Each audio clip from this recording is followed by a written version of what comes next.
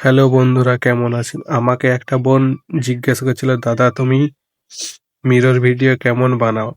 তো চলো আজকে ওটাই তোমাদের দেখাচ্ছি যে আমি মিরর রিলস ভিডিও কেমন বানাই। আয়নাটা রাখা ছিল টেবিলে, ওটা নিয়ে নিলাম। আর আয়না না হলে মিরর রিলস বানানো হবে না। তো চলো ছাদের দরজা খুলে ছাদে চলে গেলাম। আর ছাদের পাশে কুল গাছ আছে।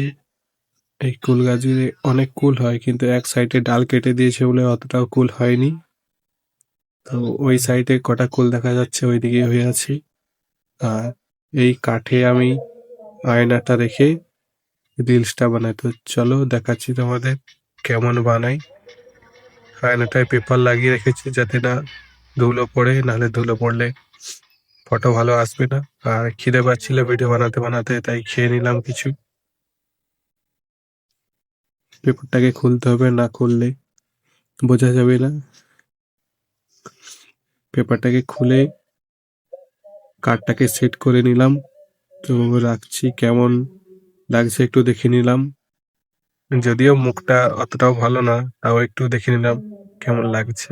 তো যাই হোক, এরকম সেট করে রাখি। আর খিদা খুব পাচ্ছিল, তাই খেয়ে নিলাম রুটি।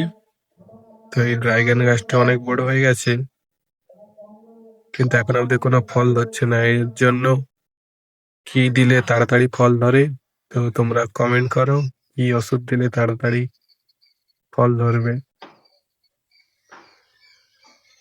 চলো একটু উপরে যাওয়া যাক, এই ঠান্ডার মধ্যে একটু রোদ খেতে হবে, তাই উপরে চলে যাচ্ছি।